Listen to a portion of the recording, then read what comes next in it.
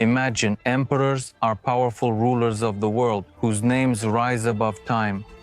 But what if I told you that one of the greatest Roman emperors spent his life in fear? Not from wars, not from his enemies, but from losing himself? Marcus Aurelius, a man who led an empire of millions. But every night as he falls asleep, he takes a pen and writes, not orders, not laws, but reminders for himself about life and about death. No, a man shouldn't fear death, but rather never starting to live. This is the story of an emperor who learned how to die well, and in doing so, showed us how to live. Welcome to Minds from Eternity.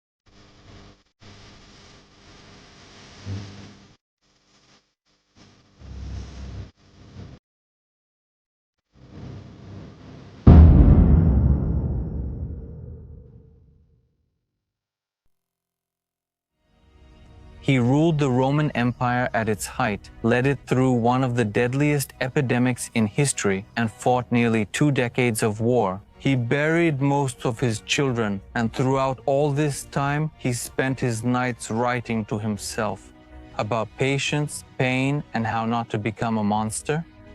This is how most people remember Marc Aurelius as the philosopher and emperor who remained calm in chaos, but that's just the surface. Marc Aurelius was born on April 26, 121 AD, after the new era in the city of Rome. His birth name is Marc Aniver. He came from a wealthy and respected noble family with Spanish roots. His grandfather held a powerful position in Roman politics, and his father was a senator.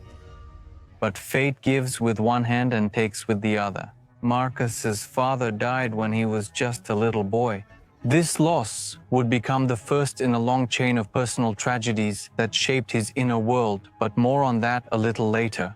A clarification. In Latin, it's Marcus Aurelius, and in Bulgarian, it's Marc Aurelius. So throughout the story, I'll use both names to avoid any confusion. After his father's death, Marc was adopted by his maternal grandfather. The old man carefully raised him and gave him all a Roman aristocrat needed: discipline, structure, and the start of real education.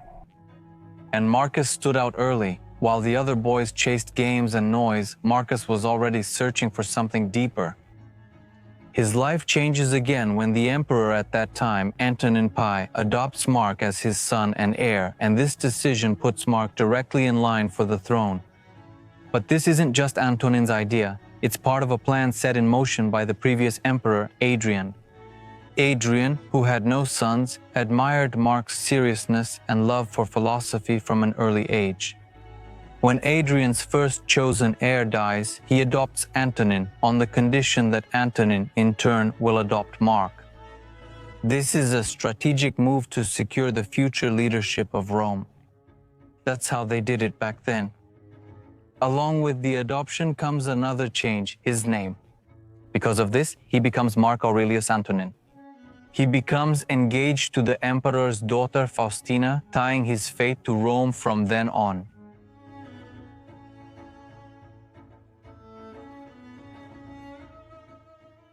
The palace becomes his world, but Marc never fully embraces its luxury. While his future position requires him to understand politics and power, he spends just as much time building strength within himself.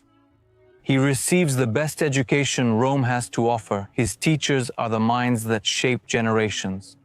One of them is Herodes Atticus, a famous Greek orator who trains him in public speaking and rhetoric. Herodes teaches him how to speak with order, logic, and precision. Another, much more important, is Junius Rusticus. He becomes a spiritual guide in Marcus's life, introducing him to his uniquely powerful way of thinking called Stoicism.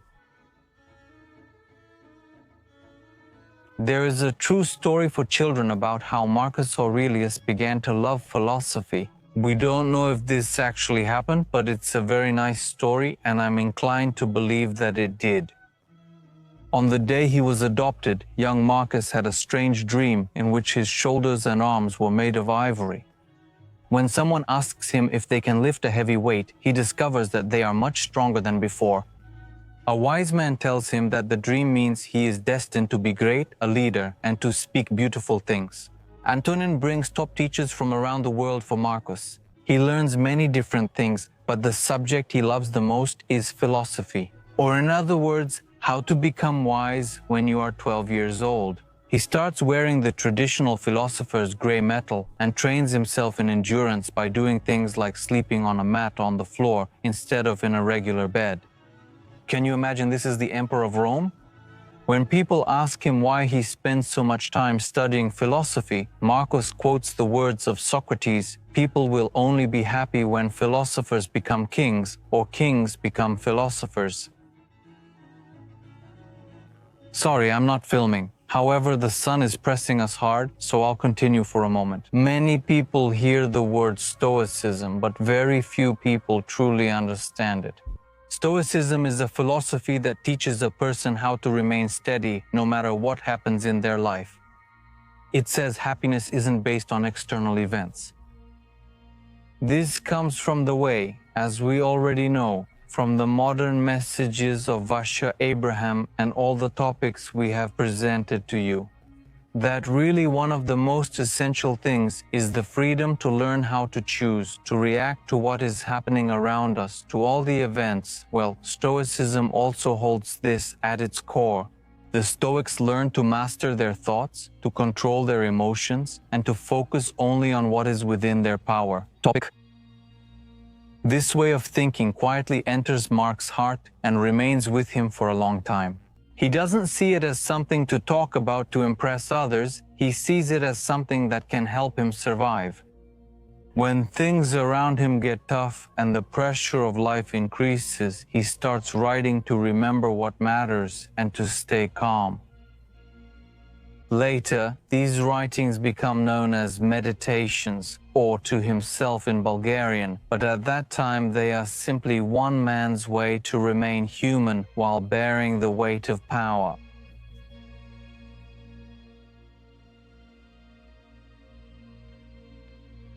As a young man, Mark preferred simplicity to luxury, avoided public spectacles, and disliked flattery. Those close to him said he was calm, observant, and quiet. Some thought this quietness was coldness, but they were wrong. Behind the calm face was a restless and active mind, constantly thinking about something, questioning himself and reflecting on his duties, his weaknesses, and the kind of person he wanted to become. His writings from this period show a young Roman nobleman trying to live as a philosopher. He insists on remaining just, patient, and focused, and his goal is to live rightly. One of the ideas he writes about during this time becomes central to his life. If a person can live well anywhere, he can live well in a palace too. Mark wants to prove that it's possible to have great power without losing yourself. He wants to become a ruler guided by wisdom, not by ambition. But he also understands the danger. The closer a person gets to absolute power, the easier it is to forget who they really are. His marriage to Faustina marks the beginning of a new chapter in his life. This happens around the year 145, when Mark Aurelius, already regarded as one of the most promising young senators in the Roman Empire. Faustina, the younger daughter of Emperor Antonin Pius, becomes his wife and his partner, not only in their home, but also in the public world they have to face every day. Soon after their marriage, Mark begins to actively prepare for his future role as ruler of the empire. The years that follow are marked by both personal joys and difficult trials. He and Faustina have 13 children. Yes, but fate is not kind to them because most of them die young. Mark loses 8 of them before they reach adulthood, and like any parent, these losses hurt him deeply. His life passes in a time of uncertainty. the second half of the 2nd century when the Roman Empire is shaken by wars on its borders, epidemics, and political tensions. And yet, even through this pain and turmoil, Mark Aurelius remains calm, just, and reasonable, true to the Stoic principles his teachers taught him.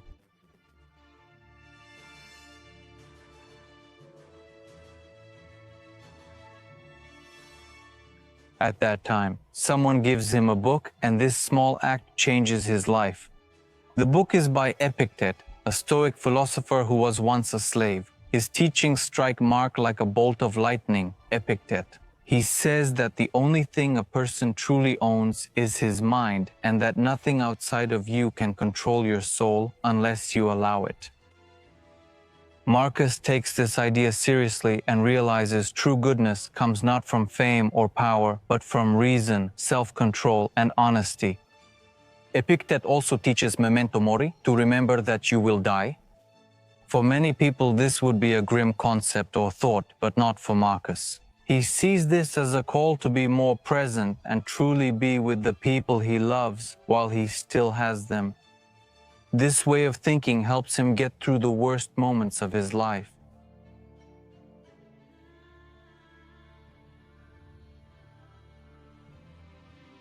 The year is 161. After the new era, after years of preparation, after endless lessons and training and advice from his teachers, the moment finally arrived. Emperor Antoninus Pius is dead, and now the young philosopher, the humble Stoic Marcus, stands before his own destiny.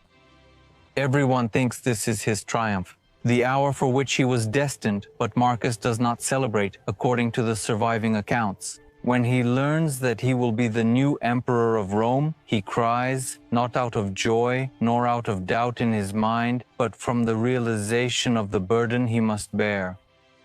He had spent years training his mind to stay calm, grounded, and accepting of life. But now he faced a task that even he considered almost impossible, to lead the world. Unlike many before him, Mark viewed power not as a reward, but as a responsibility.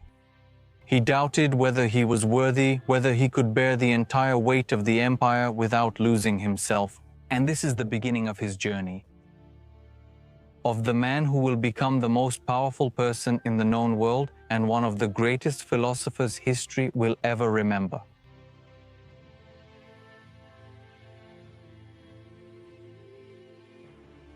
Although many personal stories about Mark Aurelius have been lost forever, a few legends have survived, some may be myths, others true, but all of them bring us closer to him. And one of these stories is about a decision that shocked the Senate and changed the course of Rome. Marcus says he doesn't want to become emperor unless his younger brother Lucius also becomes emperor, so for the first time, Rome has two co-emperors. Marcus is older and more experienced in governing, making him the more responsible one. He is serious and hardworking. Lucius, the complete opposite of Marcus, is lazy, loves to celebrate, and prefers to throw fancy parties instead of working. But Mark still loves him because he is his little brother and treats him like a son.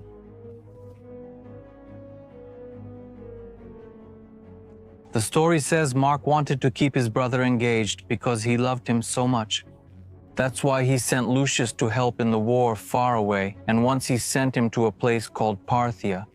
But Lucius did not like dangers.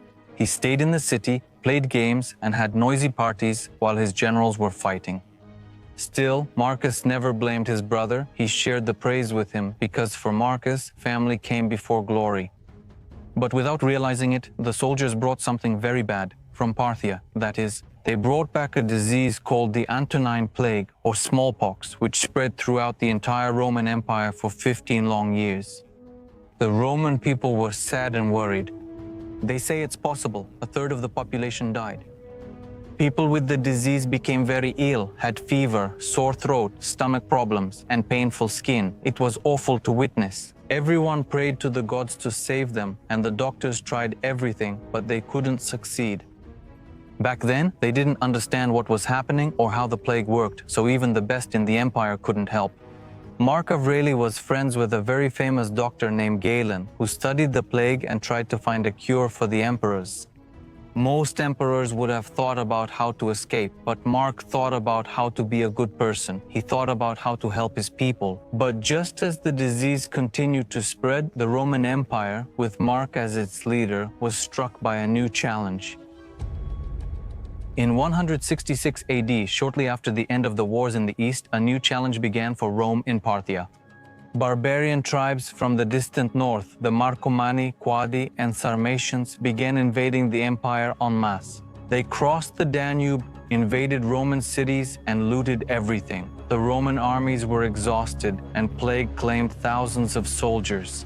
People are afraid to fight because there are too many barbarians. Lucifer, Mark's brother, prefers to stay in Rome and rest, but Mark insists that the situation is urgent and that both of them must lead the army north to stop the invaders. Because of the huge losses from the plague, Mark is forced to take slave gladiators to fill the ranks and replace the fallen soldiers.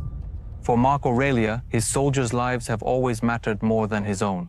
He believed that an emperor should not live better than the men who die for him. But Lucius did not share this view. He wanted to return to safety no matter what. Eventually, Mark relented and let his brother return to Rome. In 169 AD, during the journey back to the capital, Lucius fell ill with the plague. Even the best doctors in the empire couldn't save him, and he died. Mark was devastated by the loss of his brother, but as emperor, he had no choice. He had to continue the war himself. And although he had never led an army before and had not been trained as a soldier, he showed remarkable wisdom and became a great general. His soldiers loved and respected him so much that they believed the gods themselves were helping him in battle. They said this because they had seen many miracles during the wars. And one of these stories begins like this. The year is 174. One day, one of Marcus Aurelius's best generals and his soldiers were surrounded and outnumbered by the warriors of the barbarian Quadi tribe. It was the middle of summer, and the heat was mercilessly scorching the land. The Roman soldiers had no water and felt exhausted, weak, and thirsty. They say that at that very moment Marcus turned to the gods for them, and something incredible happened. Suddenly, the sky above their heads was covered with dark storm clouds, and a strong cold rain began to fall. The soldiers collected the water in their helmets, quenched their thirst, and continued to fight. They believed they were witnessing a miracle, and then something even more inexplicable happened. Lightning flashed across the sky and struck the enemy's ranks. The barbarians were confused and frightened, and the Romans found the strength to push them back. Later, many told stories about how the gods brought help to Mark Casmet and saved his army. Fast forward to 175, Mark Aurelius experiences another blow. His wife Faustina, the woman who had followed him everywhere, died during a military campaign in Cappadocia. Her death was sudden, and Mark buried her there, far from Rome. After already losing his father, 8 of his children, his brother, and now Faustina, he was officially left alone, but he kept moving forward. Just when it seemed he had been through the worst, fate dealt him an even more painful trial. General Avidius Cassius, one of Mark's most trusted commanders, started a rebellion. According to the accounts, Cassius had heard a rumor that the emperor was gravely ill and on his deathbed. Believing that Mark was doomed, he allowed his army to proclaim him the new emperor, but Cassius was mistaken. Mark had already recovered, and the real problems were just beginning. When the Roman Senate learned of the rebellion, their anger was immense. They declared Cassius an enemy and seized his lands and wealth. The people in Rome were frightened, and everyone expected one response from Mark, of course, revenge. But once again, he surprised everyone. He didn't call the army, didn't issue orders for execution, didn't demand blood. Instead, he asked the Senate to try to resolve the matter peacefully. Mark believed that Casey could be his friend again. He preferred reconciliation over revenge, but before peace could be achieved, Casey was killed by his own soldiers. When Mark heard the news, he cried again. Many times in his life, he allowed his emotions to show, but he never let them control him. He knew he had to remain strong. Mark asked the Senate not to punish Cassius's family and supporters. He said the following, "I don't want my reign to be stained with blood." For him, no one should die for the sake of his pride.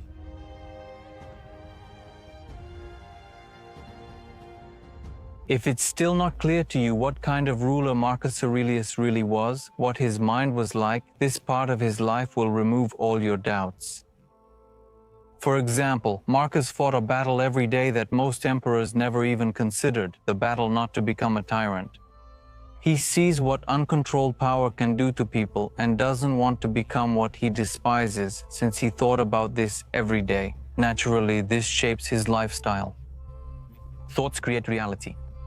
That's why he sleeps on a hard bed, even though his position would allow him every comfort. That's why he dresses simply. When he inherited large private estates, he didn't keep them. He gave them to his family, while he himself had nothing. This wasn't something Marcus had to do, but he believed that power was not meant for personal gain. Unlike any emperor before or after him, Mark believed that the throne was a trial. As he liked to say, a king is one who rules himself. While the Antonine Plague ravaged Rome, Mark Aurelius chose to live among his soldiers rather than behind the palace walls. But what few people know is that at the same time he did something that totally shocked the empire. He went out one day and began selling off the imperial treasures. The list of items he put up for sale included gold statues, marble vases, silk curtains, embroidered furniture, almost everything that had belonged to emperors for generations. Still, he doesn't consider any of this more valuable than his people's suffering. He organized an unprecedented sale of the imperial court's possessions in front of the palace. His goal is to raise money for the people. At that time, the empire needed food, medicine, and recovery, and for Mark, the emperor's wealth belonged to the empire. He acts not only in times of crisis. Every day he thinks about what changes he can make that will serve the future. He passes new laws that give more protection to slaves, declares that they cannot be killed without a trial, and clarifies their path to freedom. Accordingly, even the gladiator games are not the same anymore. We all know the gladiators. How much blood was spilled then. But in some of the battles, he ordered them to use wooden swords instead of real ones. In these matches, the battles became symbolic without the aim of killing. This way, Mark shows that entertainment in Rome doesn't have to be soaked in blood. Of course, he can't change centuries of cruelty in a single night, but he believes in the power of every step. For him, power is not a privilege, but a responsibility, a means to protect those who have none. Look at his decisions, see the modest life he has led. If you're interested, notice how he behaved during the toughest times. His message as a conclusion is more than clear. Even today, centuries later, the question sounds just as powerful. How many people with such power would do the same? Amid war, loss, betrayal, and disease, Mark really does something that no one else in his position would even consider. He writes in the silence of the military tents between battles. Imagine him, after exhausting days, picking up his pen and beginning to discover and reveal his own rules. You're probably wondering why. Consider it this way, he wants to remember which one. I know that power and fame can change a person, and during this period of his life, he lives in luxury. Let's be honest, he holds the world's greatest power. This scares him, and he admits it. That's why he sets up simple, frequent reminders. He writes them after moments of weakness, not to teach others, but to recover himself. You need little for a happy life. Everything is within the person himself, in his way of thinking, he says. The beauty is that these writings were never meant to be published, and in fact, even to himself, they were not written as a book. When we think of a book, we imagine title pages, author's notes, introductions, structure, chapters, but in his writings, there is nothing like that. Everything is like a stream. He just started and wrote, reminded himself of these things. how to stay calm when he's criticized, how to resist anger, how to remain patient with people who are selfish or cruel or have annoyed him. These were daily life rules. And Mark Aurelius didn't even consider himself wise. He didn't even describe or think of himself as someone very knowledgeable. This is completely opposite to what we might expect or what we are more used to. These authors write a book after a long period of research and realizations when they already feel that they've understood something important. That's not true. Mark writes because he's still learning and struggling. Stop talking about what a good person is like, just be one. By our standards today, maybe, he seems like a strange person. Just think about what kind of emperor writes rules about how to behave when he could be enjoying luxury, drinking wine in the Tuscan gardens, having grapes placed in his mouth. He looks at the stars to remind himself how small he is. The French philosopher Pierre Hadot calls this the view from above. Mark imagines what the world would look like if he observed it from above, like a bird, like a drone. How cities, armies, borders, even the emperors themselves turn into just dots. This exercise brings him peace, while at the same time reminding him that fame, wealth, and power are temporary, that none of it matters, that it's just noise. And I challenge each one of you to think for a moment. I'm saying this as someone who's on the other side and is in front of the camera every day. Everything you think and everything you do, really think about it and try not to do it for profit or for approval from others or for some kind of popularity. Life is full of ups and downs. Even when things are going well, you'll experience the other side too. And if you get too used to chasing only one side, when the other side comes, it will crush you because you wouldn't have believed that such a thing exists. That's why it's better. The different and adequate version is really to learn to surf both when it's stormy and when it's calm and peaceful, and to be ourselves the whole time. To strive to learn from people with great minds like Mark Aurelius, who have shared with us how to preserve and maintain that calmness. And sometimes it's necessary to take very drastic actions, to make very sharp changes in order to preserve our calm and peace. Sometimes doing nothing is enough, and that's the right thing to do. So I really urge everyone to look within themselves. And if they haven't done it so far, to take a piece of paper and a pen, starting with this episode, try it for 15, 20, or 30 days every morning or night before bed. Just to write down what they think, to get out what's in here because it's way too noisy. Try it.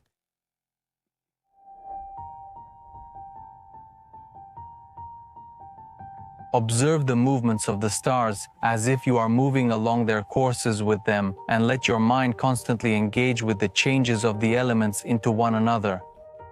Such imaginings wash away the filth of life on earth. Constantly, look at the universe as a living being, possessing a single substance and a single soul. Observe how everything is connected by a single perception, the perception of this living being.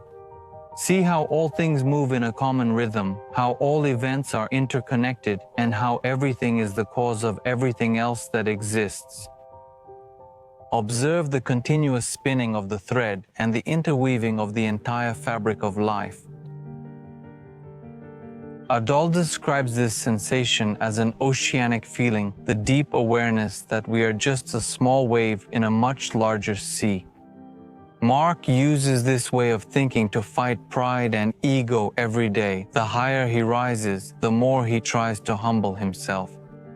He isn't interested in building some perfect imaginary, illusory image perfect. He cares about building a strong mind. He often warns himself not to be like other emperors. And it's important to remember something. Mark really tries to live the way he writes. Let's compare him for a moment with another famous Stoic. Seneca writes brilliant ideas about self-control and simplicity, but at the same time he lives in extreme luxury. He is one of the richest people in Rome, an advisor to the cruel Emperor Nero. And despite his teachings about the simplicity of things, he owns huge estates and enjoys comforts that most Romans can't even dream of. Mark Aurelius is a bit different. He rejects luxury, often sleeps on a hard bed, even when soft ones are available. He believes that the person inside the clothes is more important than the clothes themselves, and that's exactly why his meditations, or to himself, exists. And did you know that this work actually wasn't supposed to exist because it's not a philosophical book? It's like you go into an old house, open the wardrobe, and there you find some old personal diary, with the difference that this diary was written by the most powerful man in the Roman Empire. Something important must be understood. Mark Aurelius never claims to be perfect or wise. In fact, the whole reason he writes to himself is precisely because he knows he's not. That's a powerful lesson, and having two makes the book even more impactful. He really wants to be different. Most emperors in history want to be remembered for their victories, and generals for the badges they wear on their jackets. Marcus Aurelius wants only one thing: to remain human. Even as a child, he understands that no one becomes good on their own, which is why he begins his journal with gratitude. He looks back at the people who shaped him. In everyone he grew up around, he saw something good, and from each person, he adopted their best quality. His list includes parents, teachers, and family members. From some, he learns how to show respect to others. From others, he learns self-control and discipline. He observes how they deal with anger, how they stay calm under pressure, and how they treat others when no one is watching. From these quiet examples, he builds an image of the person he wants to become. That's a great example that each of us can take today. Of course, his list includes many important names. He sees each of them as a small piece of the puzzle. A specific value, behavior, or habit doesn't matter. And by putting these pieces together, he shapes the man he wanted to become. At the very end of this list, almost certainly on purpose, he leaves out Antonin P., the emperor who raised him. In my father, I observe a gentleness of character and unwavering determination in the things he has decided are right. After careful consideration, he considers himself nothing more than an ordinary citizen. He relieves his friends of any obligation to dine with him or to accompany him. When he goes out, he uses the abundance of things that fate has given him without arrogance and without making excuses for them. He accepts them calmly when he has them and doesn't desire them when he doesn't. From Mark's words, it is clear which virtues he wants to learn from Antonin, and as we will see, these qualities stay with him for the rest of his life. He believes in philosophy, but not as something to boast about, rather as a way to remain open to change and growth while he is alive. Every day is a test. We wake up and the world starts throwing challenges, disappointments, temptations, fears, and anger at us. And that's why Mark Aurelius builds a set of mental habits to return to every morning to prepare himself for the day. As you can imagine, it wasn't easy for him. One of his first rules appears right at the beginning of his reflections at dawn, when it's hard for you to get out of bed. Tell yourself, do I have to go to work as a human? What do I have to complain about if I'm going to do what I was born for, what I came into this world for, or was I created for this? To curl up under the covers and stay warm? Mark believes that one of the hardest things in life is dealing with other people, especially with those who are selfish, dishonest, or rude. So much so that they interrupt you even in the middle of a sentence. And just like today, there were many such people in his time as well. When you wake up in the morning, tell yourself, the people you meet today will be annoying, ungrateful, arrogant, dishonest, envious, and quarrelsome. They are like that because they cannot distinguish good from evil. None of them can harm me or prevent me from being myself. It is against nature to be angry at someone or to turn my back on them. That is against nature. Most of us would avoid such people, but not Mark. He accepts them and adds that they act this way out of ignorance. In his eyes, there is no such thing as a truly evil person. Even those who behave badly are not evil. They just live in the illusion that they don't know their own scriptures better. He describes them as lost people who simply cannot see clearly. He gives us a very important lesson, and here we shouldn't be shocked by what is natural. If people behave badly, that's part of life. You can't control it because it's their choice, but you can choose how to respond. And this is where Mark puts all his focus. And if you remember the betrayal he experienced from one of the people he trusted the most, you'll understand that these really aren't just words for him because he's lived through it. He has always tried in some way to remain calm and kind. In practice, this means don't let anyone or their confusion distract you from your path. If you've ever had a bad day at work, as we all have, if someone has cut you off in traffic rudely or said something behind your back and then you heard it from someone else, then you already know the feeling Mark is talking about. But instead of asking, why is this happening to me, he turns the question around. Why should I expect anything different? Think about that. Imagine starting your day with the mindset that the world will test you anyway. We will never know exactly what these challenges will be in detail or how many there will be. But we can follow the example of Mark Aurelius and leave our homes prepared right from the start. Mark knows something else very important, that the greatest enemy does not live in the palace, nor in the Senate, nor in Rome. He lives inside us. And that is laziness, the fear of failure, distrust, envy. To stay strong, you must fight these forces daily. So you were born to be comfortable, instead of taking action and experiencing life. Don't you see how the plants, birds, ants, spiders, and bees do their tasks, each arranging the world according to their nature? And you don't want to do your work as a human being. Why aren't you rushing to do what nature created you for? If you are troubled by something external, the pain doesn't come from the thing itself, but from the way you perceive it. And you have the power to change that perception at any moment. But we shouldn't think that Mark is perfect because I'm writing all this. Remember, he's doing it to remind himself daily. He admits his own difficulties, often writes about getting distracted, losing focus, and he's not afraid to put these thoughts on paper because he believes that the moment he writes them down, he can look them straight in the eye and face them more easily. In a way, they're no longer inside him. Even though Mark Aurelius spends every morning preparing for the world, he reminds himself that the only thing he truly controls is his own mind. Once he writes, you have power over your mind, not outside events. Realize this and you will find strength. It may really sound simple, but it's good to think about it. Be like a rock that the waves constantly crash against, but it stands firm and calms the fury of the water around it, not giving in. He believes that logically, if our thoughts are in order, if our soul is calm and rational, then nothing the world throws at us, whatever it may be, can truly harm us. And he practices this every day, facing it directly with discipline and self-awareness. He knows it, defines it, and is not afraid to admit that it is inside him. Nowhere can a person find a quieter or more peaceful refuge than in his own soul. He believes that peace comes from a pure and focused mind.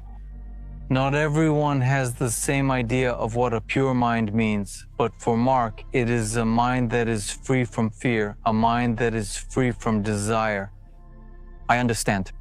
That's why he constantly reminds himself not to let pain control him, and of course, not to let pleasure distract him either. And for the same reason, he doesn't pursue things that are beyond his control. One of his most famous quotes says, "If you are hurt by external things, it is not those things that disturb you, but your own judgment about them, and it is in your power to erase that judgment." Now, think about that. Pain, fear, and disappointment aren't in the events themselves. Events are neutral. They simply are. They live in the way I interpret it. So if we change the way we think about something, we change the way it affects us, right? Don't waste what remains of your life in speculations about your neighbors unless it's for some mutual benefit. Wondering what so-and-so is doing and why, or what he's saying or thinking or plotting. In a word, anything that distracts you from loyalty to the ruler within you means losing the opportunity for another task. Mark knows how easy it is to get distracted, to compare, to judge, or to seek approval. Each one of us knows it. In fact, whenever you're about to find a flaw in someone, ask yourself the following question: which of my own flaws most closely resembles the one I'm about to criticize? Everything reflects people. Of course, Mark Aurelius believes that the more time we spend observing others, the less time we have left to live our own lives. Whatever someone does or says, I must be good, just as gold or emerald or purple always seem to say this. Whatever someone does or says, I must be an emerald and keep my own world. From this inner strength, Mark finds the power to face obstacles. He sees every challenge as a new opportunity, never as a reason to complain, and never as something that can divert him from his path. Our actions may be hindered, but our intentions and attitudes cannot. Because we can adapt, that's the truth, we can adjust. The mind adapts, it turns the very obstacle that stands in its way to its own advantage. As long as it accepts it that way, the obstacle to action advances action itself. What stands in the way becomes the way. We must not forget that these words belong to a man who ruled during times of plague, famine, and wars. A man who loses his closest family members and is betrayed by the people he trusts the most. And yet he turns every obstacle into the only way to move forward. Every time life puts up a wall in front of him, Mark looks for a way to use it. He once compared the mind to fire. A blazing fire turns everything thrown into it into flames and light. Mark knows he can't control what the world throws at him, but he can control how he acts and thinks. He believes if it's not right, don't do it. If it's not true, don't say it. This principle applies even if he is tired, angry, or hurt. That's why Mark Aurelius pays so much attention to controlling emotions. He sees emotions, especially negative, destructive ones, as forces that can lead a person away from reason. And when you lose your reason, you also lose your freedom. That's why he writes, the happiness of your life depends on the quality of your thoughts in order to live a good life. We have the potential for this if we can learn to be indifferent to things that don't matter. And why it's so hard when things go against you. If it's imposed by nature, accept it with joy and stop fighting against it. If not, understand what your own nature requires and strive for that, even if it doesn't bring you glory. None of us is forbidden to pursue our own good. Choose not to be hurt, and you will not feel hurt. Do not feel hurt, and you have not been hurt. If there is one thing, but there are many, how would you say it? If there is one thing we can learn from Mark and never forget, it's that freedom is not the ability to do whatever you want. Freedom is the ability not to be ruled by your own reactions. Mark knows fear can lead to lies and anger to cruelty. It's tough, but for him, the effort is always worth it. And if we wonder how a person can even reach such awareness, well, the answer lies in this. Mark spends thousands of nights reflecting on nature, on existence, on the universe, on himself. On himself, he does not translate from his own life. This is the logic of the universe. On the other hand, this is the principle that makes everything connected and ordered, from the birth of a leaf to the death of an emperor.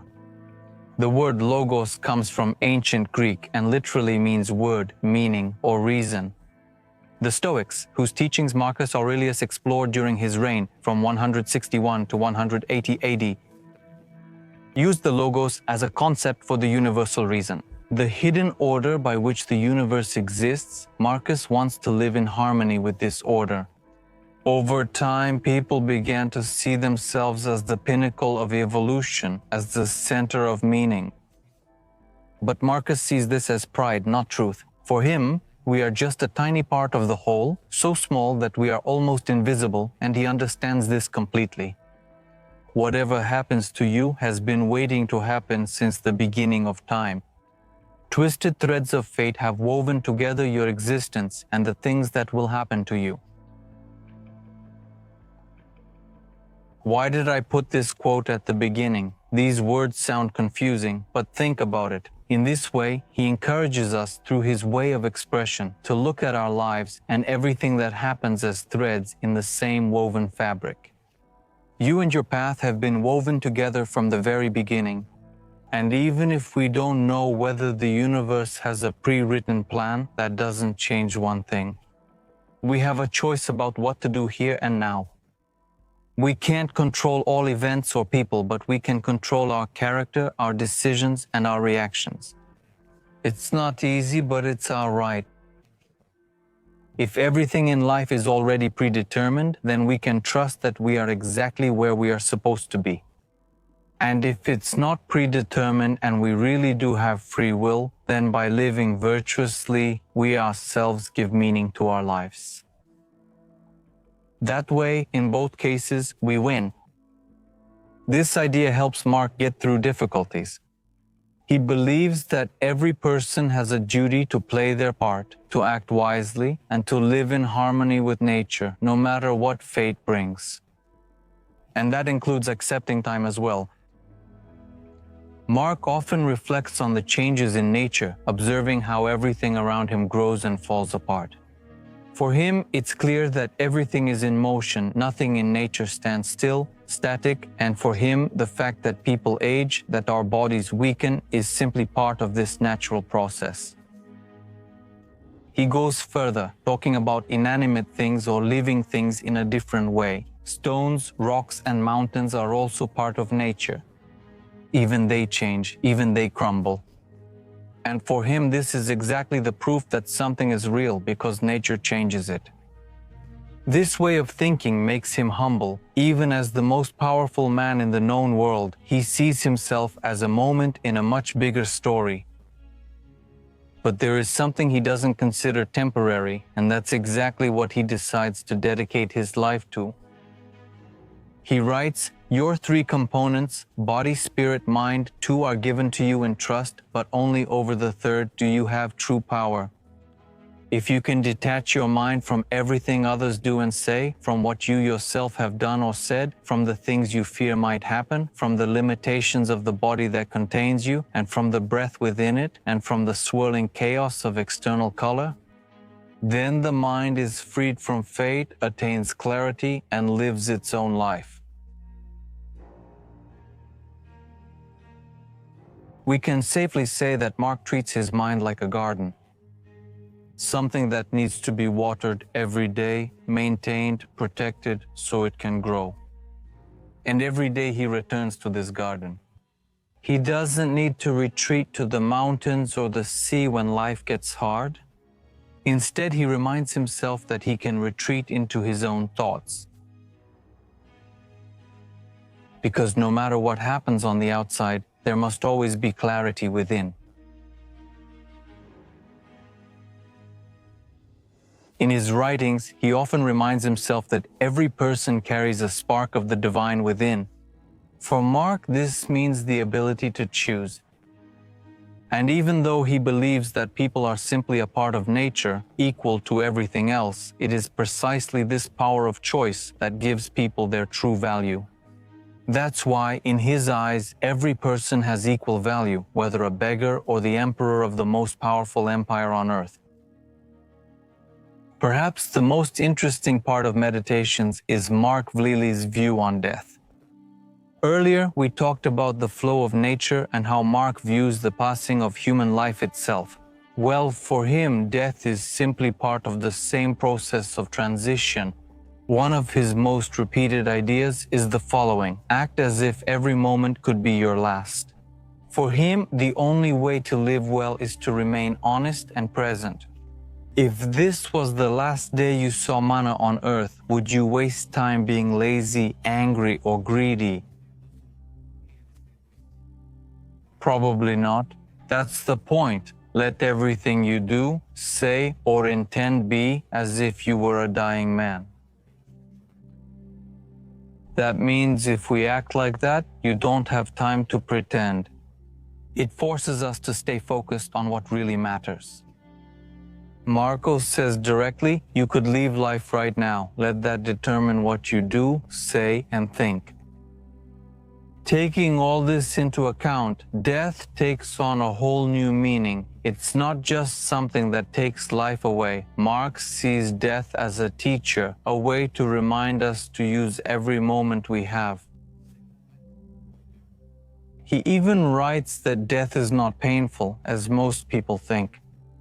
If we express all his thoughts about death in simple words, it would be something like, death is simply the body returning to nature where it belongs. Finally, facing death with a cheerful mind, since it is nothing more than the disintegration of the elements that make up every living being. But if there is no harm to the elements in the fact that each is constantly changing into another, why should a person have any concerns about the change and disintegration of all the elements? Because this is according to nature, and nothing that is according to nature is evil. See how he said it and see how he saw it very beautifully and very simply. When we die, our body returns to the earth, our spirit returns to the air, and our mind, the rational part of us, dissolves into the same reason that created and continues to create everything. Nothing is lost, it only transforms and changes its form. And this idea, of course, helps him free himself from pride, because death doesn't care how powerful you are. T2. For everyone, it's the same. Being an emperor doesn't make you stronger than an ordinary farmer. In one part addressed to himself, Mark lists great people from the past, his past, who are no longer alive. He mentions Socrates, Alexander the Great, even great doctors like Hippocrates. All of them are dead, just like everyone else.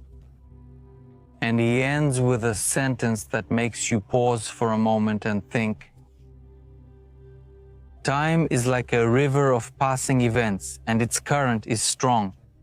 The moment something appears, it is quickly replaced by something else, which is also swept away.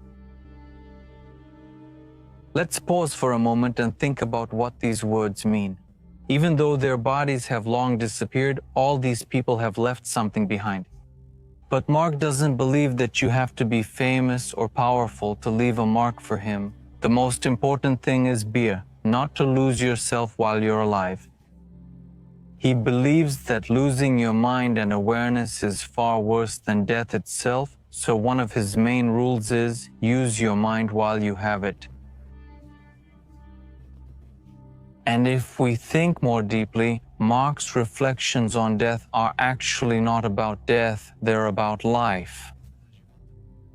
For him, the most important question is how to live rightly, knowing that I won't live forever. And his answer is simple: live with reason. Soon you will forget all things, and soon all things will forget you.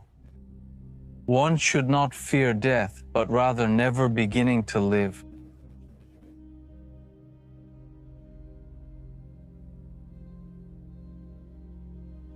By 180 AD, Mark Aurelius had already seen more than most people can bear. At 58 years old, his whole body is starting to give out. He is once again near the front in the cold provinces of Pannonia, somewhere around present-day Vienna or Sremska Mitrovica. There he takes his last breath. But how exactly does he die? Most historians say it's from the plague, the very same Antonine plague that haunted the empire for years. It had already taken the life of his brother Luciever, and now it returns again, sweeping through cities and armies, leaving death in its wake. The Roman doctors at the time had no idea how to stop it, and Mark, even though he was the emperor, was not spared. Accounts from that era describe how he grew weaker with each passing day. He asks his doctors to explain every symptom in detail, not from fear, but to understand. That's just his way. While his body is giving out, his mind remains alert. He asks for a mirror, and when he sees his reflection, it's as if he glimpses the faces of his ancestors. His adoptive father Antonin, Pius, his grandfather, all of them are gone now, and now it's his turn. He is not afraid of death, or at least that's what the chronicles say, but not everyone believes the official version. There is a bold theory that he was poisoned, that someone close to him wanted him gone. Gladiator presents this in an interesting way. There is no solid evidence. However, history often hides things, and when we ask ourselves who benefits from his death, the theory suddenly becomes more interesting. His son Commot has already been declared Caesar and co-emperor, but many people in the Roman Empire are worried. Commot is young, impulsive, unproven. Unlike his father, he loves luxury, games, and spectacles. Mark knows this. He tries to raise him well, to give him the best teachers, and yet he still has doubts about him.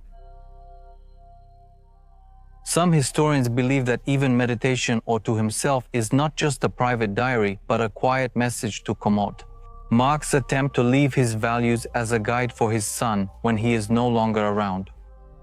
The question remains, if Mark lives longer, will he change the succession? Will he choose someone else? Some say yes, that the transition to Commot is rushed, that the illness is weakening. Mark is also pressuring him to hand over full power too early, and people from his circle, senators, generals, see a chance to shape the future to their advantage. One theory suggests that Mark is quietly encouraged to rest, not to fight the illness. Several close associates believe it's time for a new chapter, even if that means losing the man who has led the empire through its toughest years. But even if we set these theories aside, the fact remains that the death of Mark Aurelius marks a paradise. He is the last of the so-called 5 good emperors, rulers chosen for their wisdom, not for their bloodline. And when he dies, Rome is never the same again. The historian Chalcedon writes with sorrow, "Now we are descending from a kingdom of gold to a kingdom of iron and rust." It's an ethical way to say Rome loses its light and the following times are darker and more unstable. Commot becomes emperor and his rule takes a completely different direction. Fay, the other historian, the death of Mark Aurelius marks the end of a standard. He becomes, as hard as it is to believe, a negative mirror for future emperors. They simply cannot reach his standard. His rule is so principled, so dedicated to justice, reason, and self-control that those who come after him seem frivolous or corrupt. His life becomes the mirror in which later rulers see their own weaknesses, and the sight is not flattering. In his final days, he orders his advisors to stay away from his bedside lest they fall ill. He protects them even as he is dying, calls for a commode, hands over the symbols of power, and prepares to leave the world without fear and without fuss. All his life, he learns how to die well. And yet, almost unbelievably, he teaches all of us how to live. Centuries later, only one copy of his diary remains, titled "To Himself" in Greek. No one knows exactly when or where it was discovered. It was probably copied by monks during the Middle Ages and passed from hand to hand until it reached the printing press. This little book could easily have been lost forever. Imagine the loss if it had burned during a war. His writings inspire early Christian thinkers, Renaissance humanists, Enlightenment philosophers, and even modern psychologists. People who do not share his religion, culture, or era see something deeply human in them. Yes, he may rule Rome, but all his strength is spent just to avoid losing himself.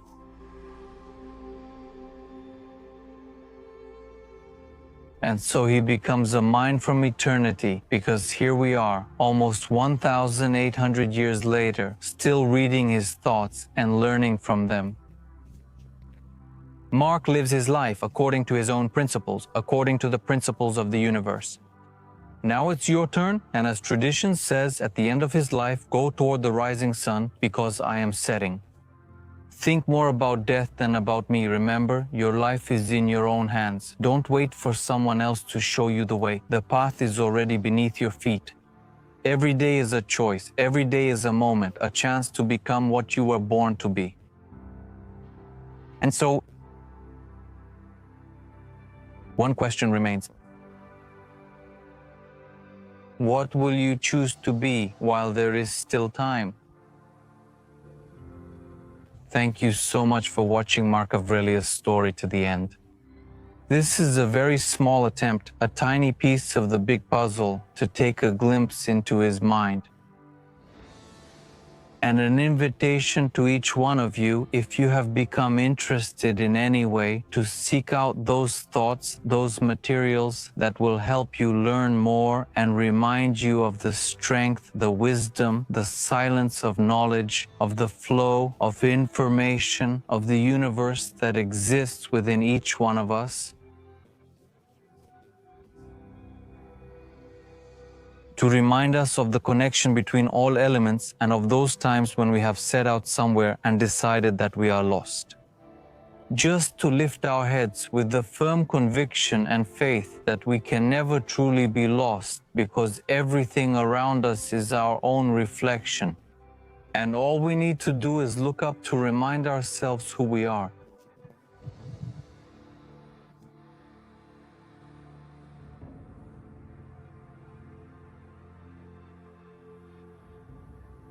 We will end this episode about Mark Aurelius with a quote from Oscar Wilde, "Be yourself.